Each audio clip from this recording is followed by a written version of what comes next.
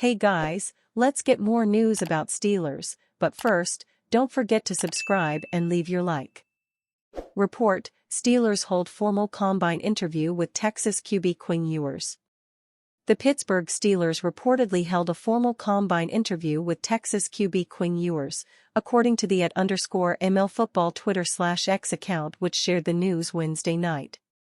Ewers is one of several quarterbacks jockeying for position to become a Tier 2 passer in this year's class behind Miami FL's Cam Ward and Colorado's Shedeur Sanders. Coming off a turbulent 2024 season where he reportedly played through an injury, Ewers finished 2024 with 31 touchdowns and 12 interceptions, helping lead Texas to the college football playoffs. In our scouting report, Nate Kosko highlighted Ewers' veteran presence, quick release, and anticipatory throwing ability. However, he knocked Ewers' inconsistent downfield accuracy and habit of taking bad sacks. He concluded, Ewers has a lot of development to do as a pocket passer to become a good second-string quarterback at the next level. I love his confidence and accuracy throwing to the middle of the field, which is rare to find in a lot of QB rooms. He needs to improve his three-level accuracy outside the numbers and try and improve his frame, specifically his lower body. He will have a lot of learning to do as a backup to learn NFL offenses, because it felt like the offense was gimmicky due to his limitations. The way he deals with pressure will not allow him to survive in the NFL, and he needs to stick in the pocket and get through all progressions in a true drop-back setting. His limited athletic ability and average arm strength make it hard for him to spray the ball across the field. My player comp for him is Drew Lock, and gave him a 5th-round grade, roughly where he's currently expected to be drafted. But a strong combine workout and pre-draft process could boost his stock as he competes with the likes of Syracuse's Kyle McCord, Alabama's Jalen Milroe, Ohio State's Will Howard, and Louisville's Tyler Shaw for draft position. Ewers and the combined quarterbacks will speak to the media later this week and will better gauge how much homework Pittsburgh is doing on the position in draft season. The team has kept the door open to draft a quarterback even if they sign/re-sign a veteran, most likely Russell Wilson or Justin Fields. Assuming the other leaves, it would leave a glaring hole for the number 2 spot. Steelers looking to improve run defense, and former Michigan DT Kenneth Grant thinks he can help. Bigger is better as far as Kenneth Grant is concerned. One of the largest specimens at the NFL Combine, the junior defensive tackle from Michigan stands 6'3" and tips the scales at 342 pounds. He has the size to fit squarely in the middle of an NFL team's defensive line, and he is one of the players the Pittsburgh Steelers are scouting with the number 21 overall pick. To Grant, though, he's more than just a big body who stands out among his peers. I think I'm more athletic than some of these guys, Grant said Wednesday during media interviews at the annual Scouting Combine. There are some pretty good athletes in this class. And I'm intelligent. I know a lot of football. Grant has gotten chances to share his knowledge with teams during informal and formal meetings that are conducted here. That includes the Steelers.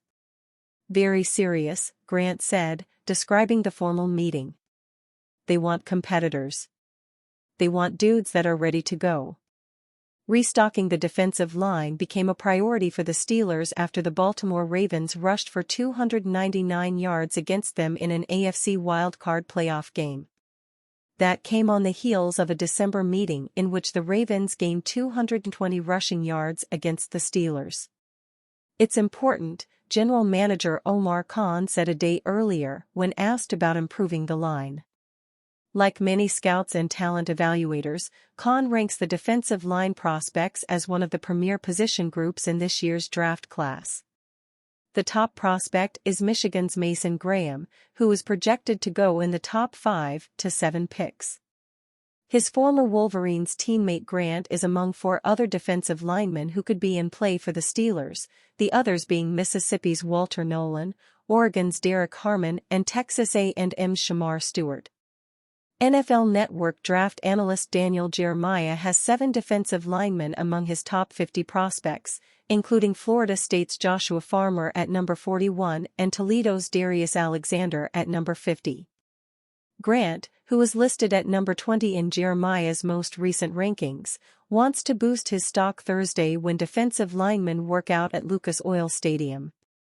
He boasted of trying to run the 40-yard dash in under 5.0 seconds, and he wants to exceed 30 reps in the bench press. After weighing as much as 345 pounds last season at Michigan, Grant said he has dropped to 332. "I definitely feel better," he said.